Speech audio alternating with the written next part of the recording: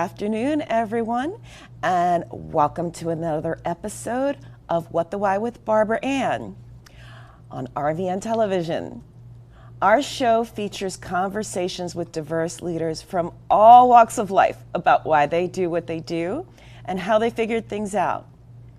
Maybe you happen to feel sick and tired of being sick and tired, or you feel stuck and you want to get unstuck. Our guests have something in common with you. Every single one of them has something in common with you. At some point, they felt similarly. And today's guest is no exception. Our guest today is Lori Reynolds. She's the Executive Vice President of Operations here at RVN Television. She oversees the daily operations of RVN Television with respect to onboarding, logistics, scheduling of day-to-day operations, recording and broadcasting schedules on both the RVN Television platform as well as on Roku, and other channels coming soon. Lori is a prime example of someone who has pivoted her career path more than once. Before RVN, Lori spent nearly a decade in the medical industry. Actually, it was probably even a little bit longer. And she was in customer service before she worked in medical care for large entities such as TD Bank and Comcast. Lori attended Rowan College at Burlington with the intention of becoming a registered nurse, and she's certified in phlebotomy, EKG technology, electronic health record specialist, and multiple other areas. And before that, she actually worked in the legal field, and she's a certified legal administrative assistant.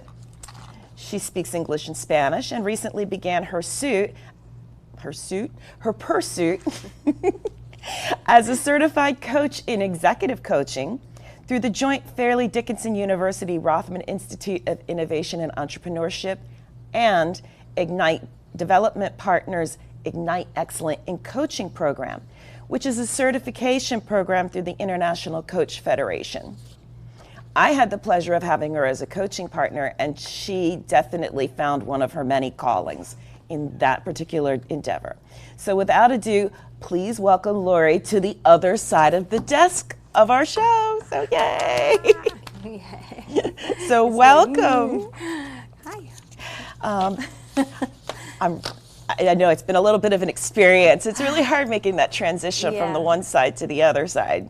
Yeah. But you've crossed over to the dark side of being in front of the camera. I know. I like to be behind the scene. I don't want to be seen, but I'm okay. That's okay. So now everybody, Lori, this is everybody. Hi, everybody. And everything that goes on here in large part is a result of her coordination of the logistics. And we know each other well enough to know that you never, ever thought you would be the Executive Vice President of RVN Television. No. Certainly going all the way back to when you were a little person. No. So, as a little person, what did you want to be when you grew up?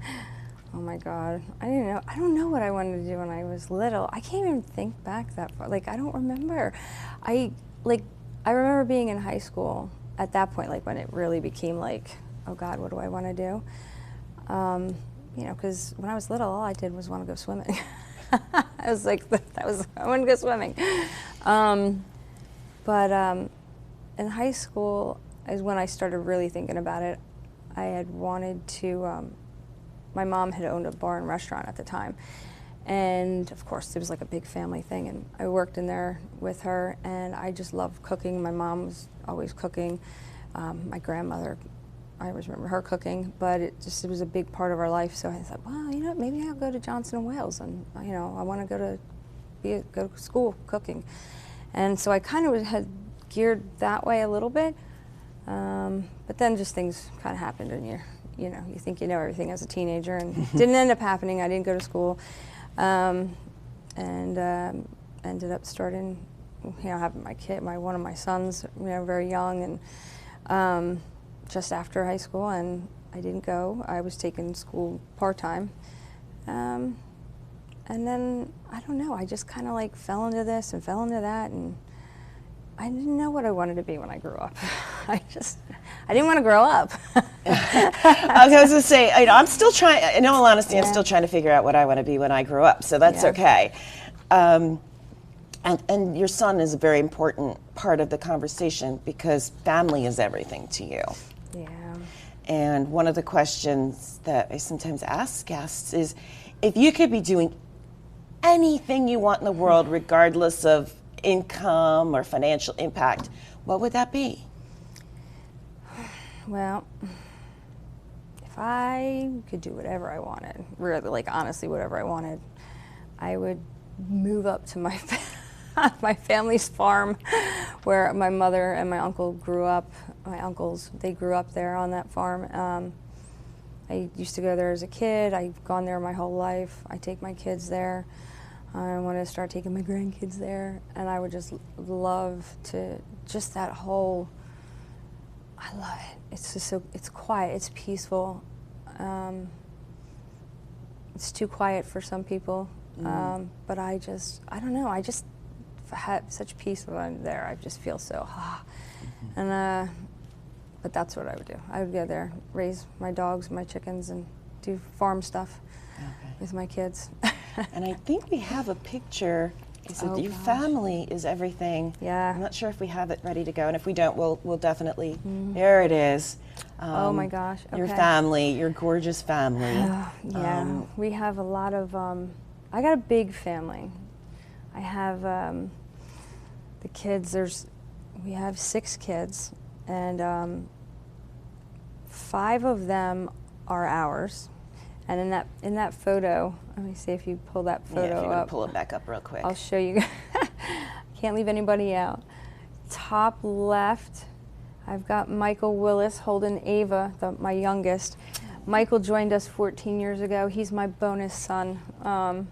He was my oldest son's best friend in high school, and he came to stay with us once he turned 18, and he's still with us.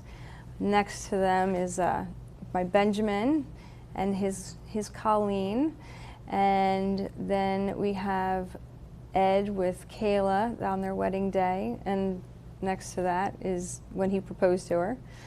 And then we have my oldest, our oldest of all of them is Keith Jr. with our 2 girls, they're our youngest, after our dance recital.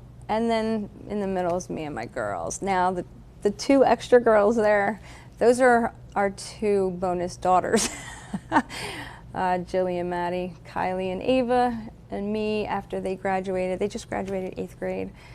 And then we have 5 dogs, believe it or not, in that photo. I numbered them. They always have to be on with me. That was them squished right there one time. I was like, woke up, I'm like, I can't get out of bed right there. They were all right there. And below them is the most recent dog we got, Mac. And those are my grandbabies in the middle, Philomena and Jameson. And then the man in charge here, Keith. That's a couple pictures of us. That's one of my favorite pictures of him with his hat. That was the first time we got chickens. Oh yes, that's the only. They're the only family members not actually pictured. Yes, pictured right now I is sent the them chickens. some photos of the chickens, but That's okay. The chickens are really cool, by the way. They're multicolors. I love my. You call them what? Easter egg chickens? There's so many different kinds. I'm just like, oh my God. Keith said because he couldn't give me the farm, he was going to bring the farm to me. There we go. There's some chickens. Oh yeah, he was going to bring the farm to me since those are the youngest ones. They all are up top because the older ones won't let them in the house. So. That's part of my daily routine. So we know your family is extremely important to you, and that's a huge part of your journey. You know, you mentioned your son, and to the extent that you're comfortable sharing, I mean, before you and Keith formed the bond that you have now, and I guess, my gosh, you have enough to staff not just a baseball team, but a football team. Yeah, we've done a lot over the years. I mean, when we met, our boys were 8 years old, going into 2nd grade, and they were, Keith Jr. was about to turn 9 that November. We actually met in August, right before they started school. And my son he was turning 9 6 months later. And we just you know, we're like immediately, we kind of like threw ourselves into each other, and we were just became this little family. And then when we got married, we, right out, like a year after that, we had Ben, and 10 years later, we had Kylie, and I was like, well, she's the little girl, she can be all alone. So then we had Ava. And then, like I said, right when Kylie was born, Michael joined us, and became a big part of our family too. And now I've got Colleen and Kayla. I got extra daughters too, and the grandbabies. And the grandbabies. The grandbabies are just way too cute. Oh my God, I can't take it. They're just like, I told them they're never allowed to leave my house. They're living with us right now. I said they're never allowed to leave because they're not taking the kids out of my house. But they're my poos. And for those of us who are here in the studio, we've gotten to know the grandbabies. Yeah, I bring them here because sometimes. one of the things that's really important, with family being so important to you, there's times they're here. Yeah, bring them in. And isn't Philomena, I believe, the she's CEO? She is the co-CEO. The co-CEO, yes. With our friend Joe.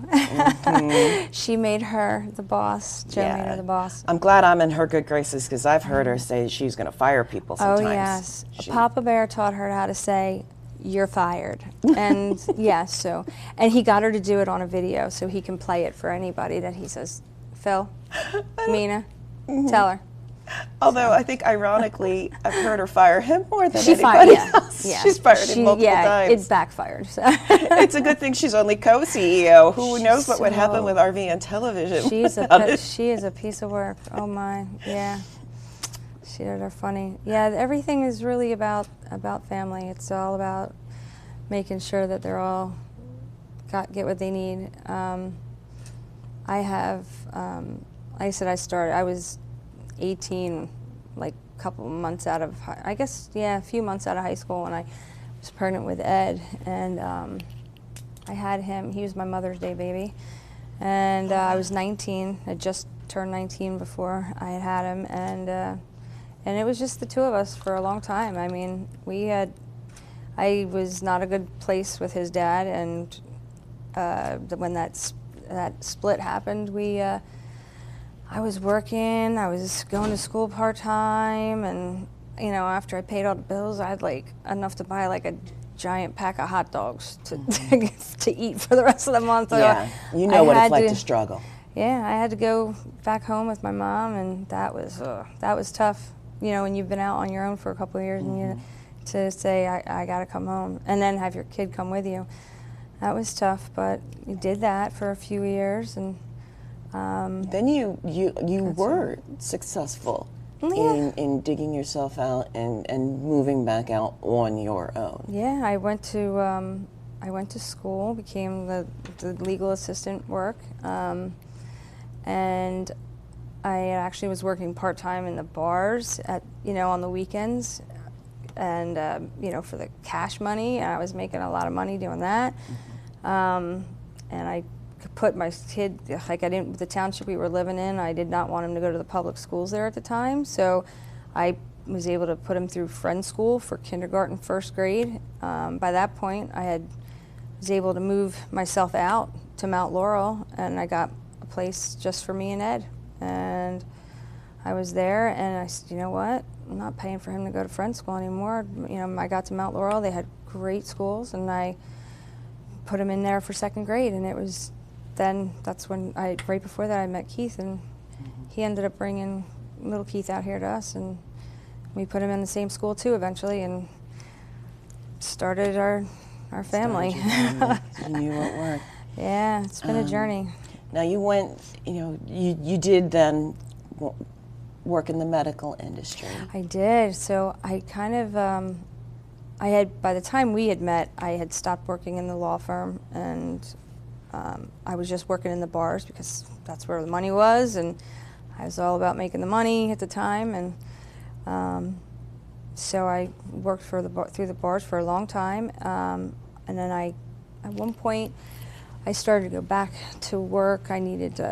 Keith had been working for a long time, some really great jobs, and then when he was working with Comcast, not for Comcast, it was one of their contractors, and he had been with them for a good number of years, probably about 7 or 8 years, and they went and let go like 75 people one day, and I was pregnant with Ava at the time. I was like, oh my God, I'm like, let me get a job real fast, get some health insurance, right? I quick went, I mean fast. I'm like covering it up, the belly, and I'm went to work with TD in the call centers, and I had already worked in the call center for Comcast before that, and I didn't go back after I had Kylie because I was like, I had all these boys, and I wanted to stay home and work with, raise Ava, Kylie. It made sense. Yeah. I mean, when you look at the cost of daycare, it was ridiculous. You know, and with you, I mean, one of the things, in case our audience hasn't figured it out, your why is your family. Yeah. Everything you do is in support of your family. Yeah. That's your passion. And so you did what was necessary. You know, and yes, having paid for daycare myself. It's crazy what it costs. It's insane. It is. Yeah, I can't even imagine. I don't know how people do it today. I really don't. It's just crazy how much it is. But and when they say it takes a village, it really does. It does. I went from those positions anyway at that point, and got to working, and when Keith started building what ended up to be this RVN Television, and where we're at now, but even while he was building this, at one point I was doing home health care. I really like taking care of people. I mean, it's just like Keith and I had said before, like if the money was never an issue, God, I could only imagine, like we just would have had so many children. I can't even, but I love the kids. I love them when they're little. They get big, they talk back, but but I just, I love all my kids. They're all so unique, and they all bring something different to the house. And as much as people say things that's like, how can you have 8 people living in your house? And then when the twins are over, the girls were in my daughter's in the photo from graduation, that's 10. It's chaos. And I go crazy and I'm yelling at everybody, God, quiet, like, shh, you're too loud, shh, I'm on the phone. Like, they all know when I work from home. I'm on the phone, guys, quiet down, no talking, shh, and they, okay, shh, and I, shh, and then they, calm down, and they quiet know. down, and then I go, oh my God, I just want some peace and quiet. I just want some quiet. But then when it is quiet, you're like, okay. Where is everybody? Why is it so quiet in here? Oh my God. And I need, as much as the chaos makes me crazy and my anxiety, but you love it. I love it. So that's the perfect time to take a break. Yeah. So we're going to take a break, and then we're going to come back and talk about the transition to working for RVN and actually working your way up. And this is not just a handed title. I mean, don't want anybody to think that nepotism runs rampant. Janitor. Oh, she started as the janitor. Okay, so more to come after the break with Lori Reynolds.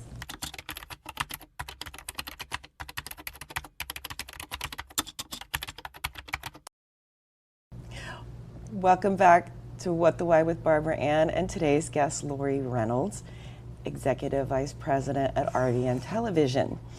But right before the break, as we were talking, this is an earned title. She did not start out as Executive Vice President. Now, I'm not sure, were you jokingly or serious when you said you were really more about janitor when you first got started? It's kind of a joke, but it's, when I first started, when Keith first started doing this was, I was working in home health care. I went to TD, when he first, when everybody was let go from their jobs. But I was working for TD, but I was also still kind of going back and forth in school all these years with having the kids, and then trying to go to nursing school. And then, so at one point, I was in between the jobs, and he was working with building RVM, and I had unemployment. I was like, you know what? Unemployment will pay for me to go to school. So I'm like, let me get into a job, go to training, and I became a medical assistant, and they taught me it was like a 8-week course. I mean, it was accelerated. And it was a struggle because he was working with this, and you know, trying to build this, and we didn't have daycare. So like he was watching the girls, or the boys, older boys were watching the girls, while I would go to school for the morning half of the day, and then I would learn all my, you know, sticking needles and stuff, all that fun stuff, and all my medical stuff. I got my certifications, and I was doing my thing, like, because I really wanted to. I was just really wanted to be a nurse, but every time I turn, I'm like, oh, okay, register for a class. Damn, I'm pregnant.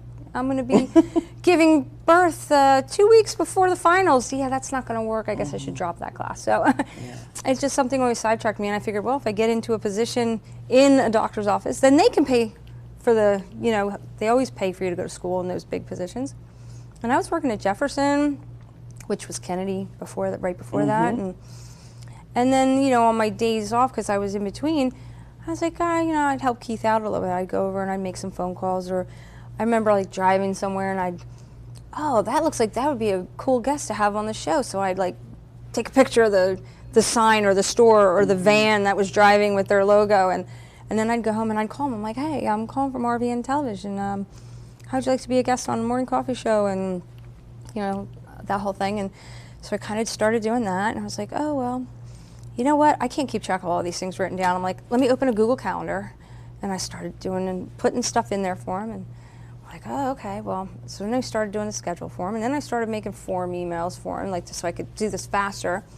And because I was working in the doctor's office during the day, and then trying to do this for him and help him out and grow it. And set up a bunch of, I set up so many different things on the back end. You know, and you were doing all of this while dealing with some of your own personal health issues too. I mean, yeah. You look phenomenal. No one would ever know that you had some of the struggles that you had. Yeah, I was. My blood pressure was pretty high. I was on. They put me on medication. I went to go have a cyst removed that kept coming back, and it was like, you know, I was just in the local anesthesia thing, and they wouldn't let me leave. They had to call Keith and made him come get me, because my blood pressure was like, they're like, are you feeling any pain? I'm like, no, I'm good. Oh, what's going on? They're like, yeah, it's like 200 over like 110 or something. I'm like, now I know from his blood pressure, because he's had it, it's a genetic, and he had it for so long. I'm like, yeah, that's not good. So this was before all my medical assistant stuff. I'm like, wow, that's not good at all. So they made him come get me. They immediately took me to the doctor. I was on medication for a long time. And then after I had the girls, I just did not lose the weight after I had the girls the way I did when I had the boys when I was younger. And I ended up going, a friend of mine, Krista, she was like, and Keith had started, they were doing this isogenic, she did this, introduced him to it, and he lost a bunch of weight, and he was like, I'm like, yeah, I'm not doing that. I'm not doing that. You go ahead and have shakes. I'm not drinking any shakes. I'm good. I'll be all right. And he lost like 20 pounds. I'm like, you ass. Yeah. I'm like, I hate you. And it's easier for guys like, in general, usually, not across the board, but men in general have a tendency to lose weight a little easier than women do. So I was like, all right, fine. Give me the shit. I'll do it. And, you know, Krista held my hand through it. And it was tough because I had like a serious sugar. I have a sugar addiction. And I like ice cream. I like cookies. I like dessert, you know, that kind of stuff. But I could eat ice cream every day, every night. I could eat a whole thing of ice cream easily.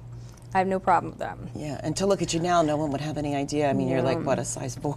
Yeah, probably like a 4 or 6 now. But I was shocked. There was, I really did. I lost a lot of weight. And there was, I think for my 49th birthday, I shared a picture from when I was 43, receiving that certifications for a medical assistant, to where I was at 49. And I think they have a picture. I did send them a picture of it, but oh my God. A big difference. I was like, wow. So if you guys have the picture, feel free to put Krista, it up. It was so funny because one year Krista had shared a picture that she said, I was like, oh no, I was pregnant there. I said, I was pregnant in that picture. And she was like, really? Are you sure about that? And I'm like, yeah. I'm like sitting on my couch, and I'm like, she's like, because I took it off your Facebook. And then she like took the picture and she sent it to me and like expanded it. And like there was Ava, like maybe 4 years old. I was like, oh shit. Like, Oh. Okay, you got me. Maybe I wasn't pregnant there. I thought it was when I was like after having Kylie, but those two looked identical. So, yeah, I was like, all right, yeah, you got me. Wow. And that was like, I lost about 60 pounds. Wow. And then I started having I was getting lightheaded, and the doctor was like, "Wow, your blood pressure's really good." They took me off my medicine. Because you didn't need it. And I didn't need it anymore. Pictures. I mean, my gosh, goodness. Yeah, I hate that picture. I hate that A picture. lot of people wouldn't even But, recognize it. Yeah, one year I shared that. I was like, okay, I can share that. Wow. And that was me at 49. Now I'm 52. Yeah, and you still look amazing. Thanks. Yeah, that was blonde hair days. Oh gosh. And through all of it, you're working these 2 jobs, and then your role at RVN is increasing. Yeah, because I actually, when I was in school, going for that medical certificate, I fell, hurt my back, and I was still going to work and didn't realize how bad I had hurt my back. And going through working and getting a job at the hospital and not being able to, I wasn't able to keep that job because I couldn't do it because of the back. And I got to the point with different treatments and stuff that I couldn't go back to work again. So working from home and doing, helping him, I could do that on my couch. I could do it in a chair. I could do it in bed if I, got headaches or whatever, and I could do it, around my own time, so I could help him. And now, fast forward today, you're coordinating how many shows in any given week? Gosh, 70, anywhere from like, I think we were up to like 75 shows maybe before COVID, and then, that dropped now, I think a little it's like bit. 65, yeah, something like 65 different shows that are We've got taping or airing live. Yeah, there's Morning Coffee's live, and all the other shows we record weekly, or once a month they'll come down and record a bunch of shows, and I schedule them out when they're going to broadcast and play. And that's a lot of logistics. That's a lot of hosts to keep track of. Yeah. A lot of a lot of conversations, a lot of follow-up. It's been a lot of adjustments over the years. We've been, changed the scheduling system, how we do it, and it used to be me emailing everybody, all their guests, and I'd keep little shared spreadsheets, Google spreadsheets, and they would put their names in, and I would okay, and I'd check their sheet and send an email. I was like, oh my God, I can't keep these emails. And then I was like, okay, now we got this other scheduling system. Keith actually found it, and where I could put their email into it, and then it sends them the information, and they fill it out, and I'm like, okay. And I made that work, and I'm like, ooh, I can do this with that, and I can do all kinds this of with cool that. things with I that. got all kinds of, I automated a lot of stuff, but it's still a lot, and we're trying to automate some more things, but.